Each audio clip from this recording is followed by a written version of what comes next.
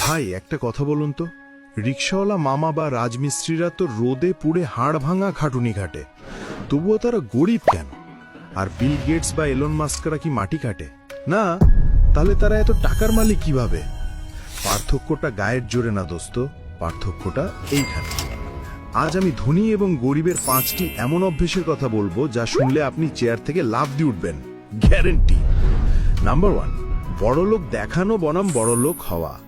আমরা যারা মধ্যবিত্ত বা গরিব, হাতে কিছু টাকা এলেই আগে ভাবি পাশের বাসার ভাবিকে কিভাবে দেখাবো। দামি ফোন, দামি বাইক, ইএমআই এর কিস্তিতে জীবন শেষ। কিন্তু ধনীরা, তারা কাউকে দেখানোর জন্য খরচ করে না, তারা টাকা জমিয়ে এমন কিছু কেনে যা পরে তাদের আরো টাকা এনে দেয়। নাম্বার 2, সম্পদ বনাম দায়।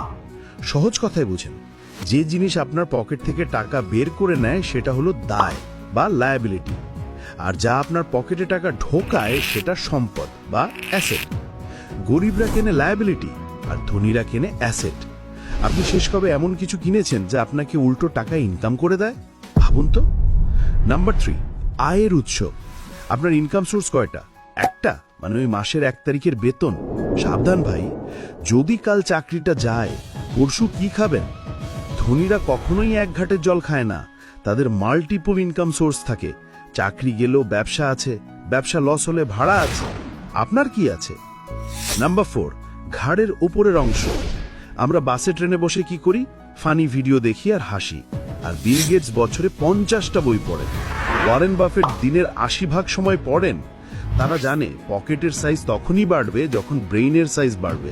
তাই ফালতু স্ক্রোল বাদ দিয়ে আজ থেকেই নতুন কিছু শেখা শুরু করুন। নাম্বার 5, অজুহাত বনাম অ্যাকশন।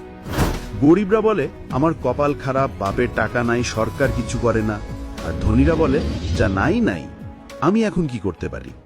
তারা অজুহাত দেয় না, অ্যাকশন নেয়। জীবন আপনার, চয়েসও আপনার। আপনি কি সারা জীবন অভিযোগ করবেন নাকি আজই জীবন বদলাবেন? ভিডিওটি ভালো লাগলে সাবস্ক্রাইব করে আমাদের ফ্যামিলিতে জয়েন করুন। দেখা হবে বিজয়ের মঞ্চে।